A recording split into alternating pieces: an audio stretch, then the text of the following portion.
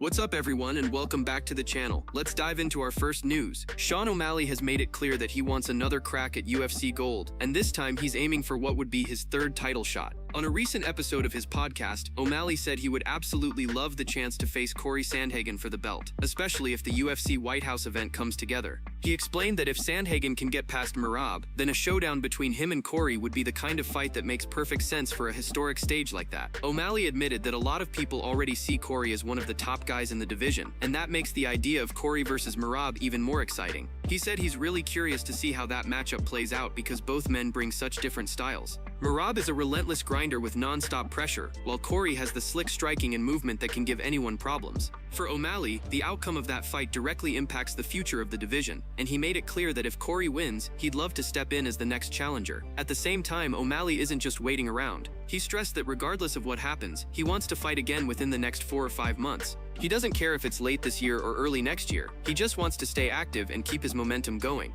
He also said that timeline works perfectly with what the UFC has been discussing, since the White House card could take place in June, or even be pushed back to International Fight Week in July. Either way, O'Malley said he'll be ready. His mindset is to get one fight in before that massive event, so he stays sharp and in championship form. Then, when the White House card arrives, he'll already be prepared to step into the spotlight. O'Malley added that the thought of being on such a historic card only fuels him more. It's not just about fighting for the belt, but also about being part of a night that could go down as one of the greatest in UFC history. For him, the opportunity to fight at the White House, especially in a title matchup against someone like Corey Sandhagen, would be the ultimate career moment. He knows that fans are eager to see him back in action, and he's equally eager to deliver. That's why he's made it clear count him in for the White House card, no matter who stands across the octagon from him. Before moving to the next news, we have one quick request for you. We are constantly working on improving our content to earn your love and support. That is why we truly appreciate it if you could take just a moment to leave a like on this video, subscribe to the channel and hit the bell icon so you never miss an update here on MMA Pulse News.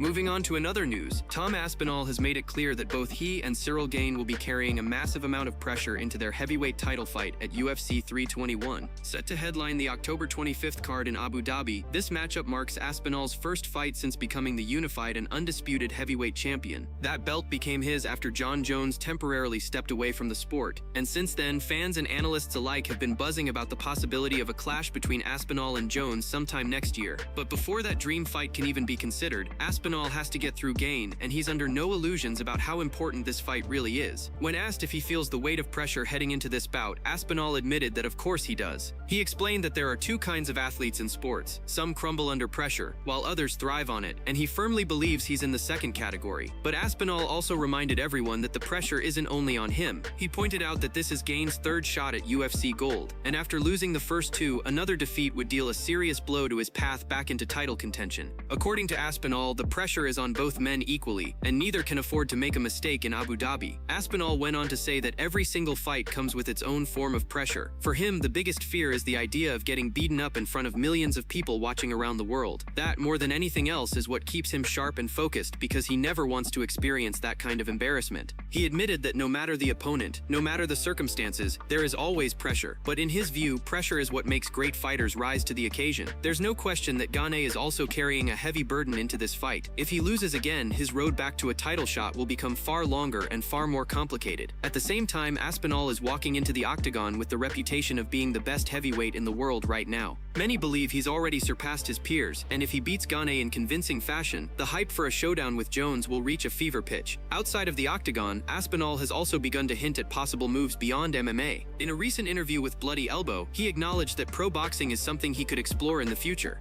He explained that if he eventually reaches a point where he's cleared out the heavyweight division and no longer has meaningful challengers left, stepping into the boxing ring could be the next big challenge to keep his competitive fire alive. For now though, all eyes are on Abu Dhabi, where Aspinall and Gane will fight with everything on the line, knowing that the future of the heavyweight division could look very different depending on the outcome.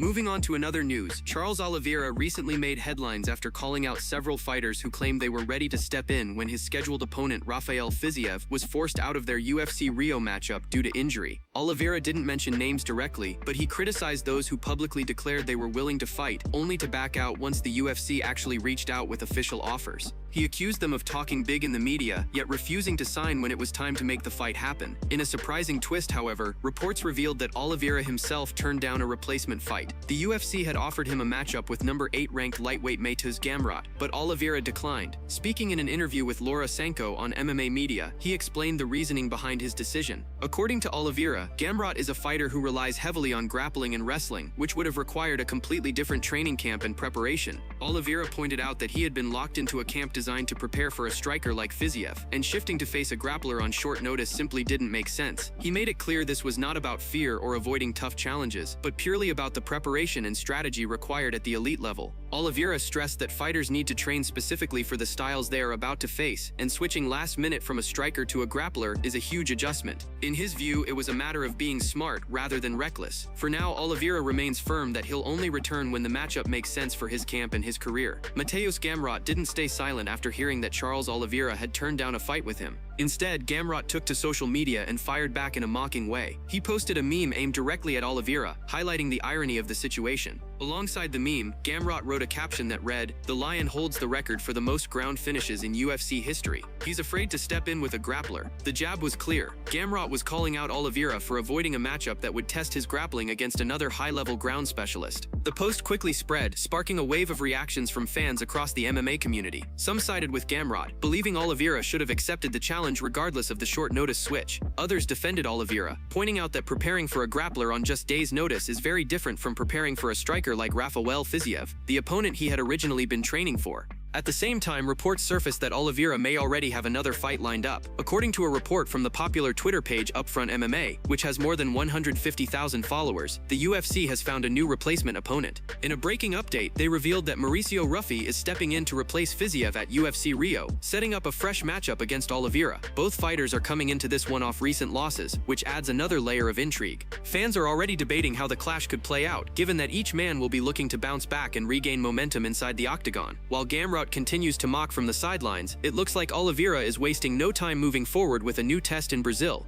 Moving on to another news, Bisping and Felder had a lot to say about Charles Oliveira turning down MATEUSZ GAMROT on short notice. On the BYM podcast, both of them admitted they were a bit surprised, especially given how vocal Charles has been about fighters stepping up. Felder even went as far as to call Oliveira's reasoning a weak excuse, something that caught the attention of the entire MMA community. Felder explained that while he understood the idea of preparing specifically for certain styles in camp, fighting is fighting, and in this case, the adjustment didn't seem impossible. He said, yes, you train for different matchups, but grappling is going to come to you regardless. If Oliveira was already preparing for a fight against a striker like Fiziev, then surely a grappler like Gamrot would have only given him more chances to shine on the ground. Felder pointed out that if Charles wanted the fight on the mat, Gamrot would happily take him there. Even if Charles didn't want to work for it, Gamrot would drag it into that realm. To him, it sounded like the perfect setup, yet Charles still declined. Felder admitted he loves Oliveira, but at the end of the day, he believes it was simply a weak excuse not to take the fight. Bisping jumped in and agreed, while also trying to remain respectful. He said he'd never criticize Oliveira's career because it's been nothing short of exciting.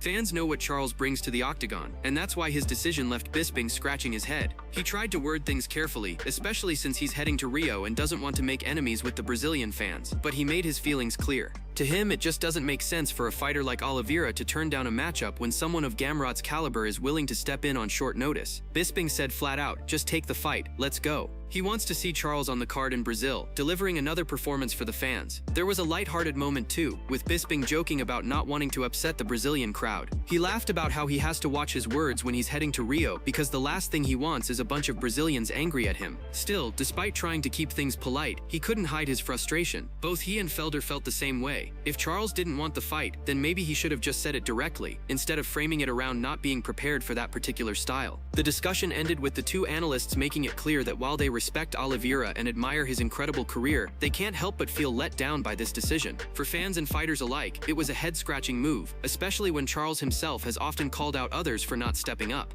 Moving on to another news, during a recent episode of Good Guy Bad Guy, Daniel Cormier and Chael Sonnen pitched a wild idea for the highly anticipated UFC White House event. They painted a picture of what could be the biggest card in UFC history, centered around a heavyweight showdown and packed with star power from top to bottom. Cormier started by saying that the event should kick off next year with Jon Jones facing Tom Aspinall, and not just once but with a rematch clause built in. The plan would be simple: Jones and Aspinall fight early in the year, then run it back in June at the White House. That way fans get two massive heavyweight title fights, and the White House card delivers on history-making excitement. Of course, no mega event is complete without Conor. Sonnen suggested Conor versus Michael Chandler as the co-main event, arguing that while Conor is the sport's biggest star, you cannot headline this kind of card without a championship bout. Sonnen explained that since the White House event would be a celebration of America, you need an American fighter in the main event, and in his eyes, that has to be Jon Jones. He said he even pleaded with Dana White over the weekend, saying if you want an American hero to win on such a historic stage, you've got to include Jones. They discussed how if Aspinall gets past Ciryl Gane in October, the timing works perfectly. Aspinall could fight Jones in February, then again in June for the White House card. Jones versus Aspinall too, with a rematch clause already in place, just makes sense. Cormier stressed that it would be the perfect storyline. Whoever wins the first encounter, whether it's Jones or Aspinall, the rematch in Washington, D.C., would be monumental. But the card doesn't stop there. Sonnen envisioned a stacked lineup filled with stars. Alongside Conor versus Chandler, he suggested adding fights featuring Sean O'Malley, Justin Gaethje, and Kayla Harrison. He mentioned that O'Malley is still one of the sport's biggest draws, and when paired with Gaethje and Harrison, the event would showcase a powerful American presence. To him, that balance of international superstars and American heroes would make the White House card truly unforgettable. They also touched on the idea of the main event. Sonnen admitted that Conor is still the bigger global star, but in this particular case, it has to be Jones headlining. The heavyweight title fight would carry the weight and prestige that a historic White House card demands. And while Conor in the co-main would guarantee global attention, the headliner must feature Jones defending his belt against Aspinall. The vision from Cormier and Sonnen was clear. The UFC could use the White House stage to create the greatest fight card ever assembled. Jones and Aspinall battling twice in the same year with a rematch clause. Conor versus Chandler in the co-main, and stars like O'Malley, Gaethje, and Harrison representing the American side of the sport. For them, this would be the ultimate way to celebrate both UFC history and the country itself. Moving on to another news, the MMA world has been buzzing ever since Bisping dropped some insider information about Khamzat's habits outside the cage. On his YouTube channel, Bisping explained that people close to Khamzat told him about a serious sweet tooth and a lack of discipline when it comes to diet.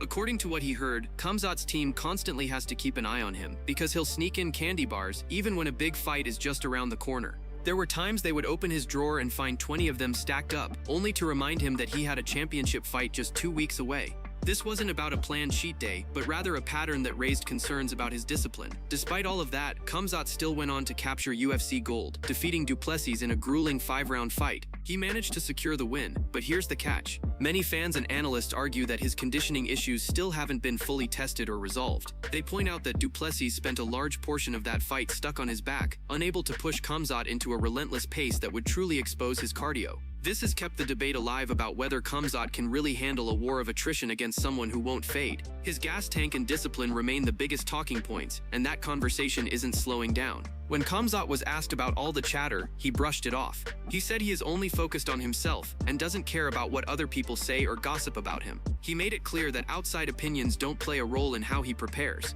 Still, those close to the sport have their own takes, and now Joe Rogan has weighed in with his perspective. On a recent episode of his podcast, Rogan spoke about Khamzat's talent, potential, and the need for more discipline. Rogan called Khamzat a freak athlete, someone with rare ability, but he emphasized that discipline is an art. He said that for him, there's something truly beautiful about seeing an individual who lives with absolute discipline. He referenced figures like David Goggins, describing how some people dedicate themselves to maximizing the grind every single day. Rogan explained that he sees discipline as a kind of artistry, something that separates great athletes from the rest. He also pushed back against the idea of people saying they don't care what others think. According to Rogan, when people repeat the line, "I don't give a for," it's almost always nonsense. In reality, everyone cares. You care if people criticize you, you care if they praise you, and you also care when someone lives a positive life that inspires you. That motivation, Rogan said, is fuel, and people are fuel for one another. That's one of the main reasons why he enjoys talking to people and hosting conversations on his podcast. For him, that exchange of energy is what keeps the fire going.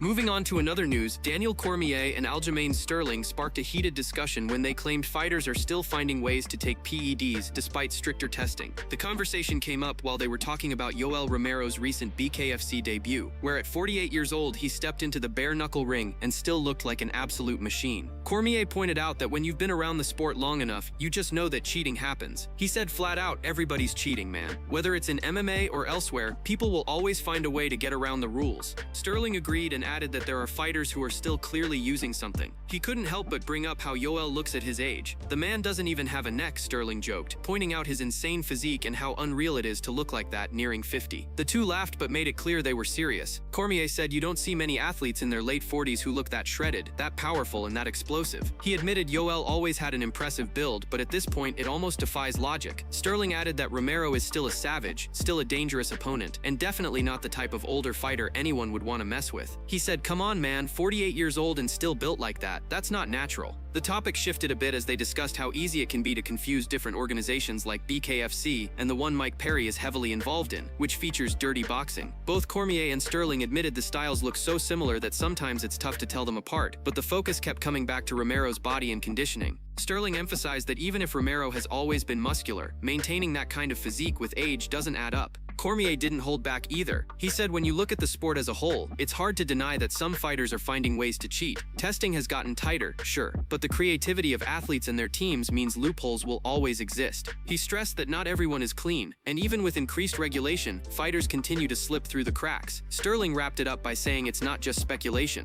Fans and fighters alike can see with their own eyes that something isn't adding up, especially when you compare aging fighters who slow down versus guys like Romero, who seem to keep defying father time. To both Cormier and Sterling, it was just another reminder that PED use in MMA hasn't disappeared. It's simply gone underground, with athletes becoming more discreet, but the results are still showing inside the cage. That's it from MMA Pulse News. Thanks for watching. Don't forget to leave a like and subscribe for daily MMA news.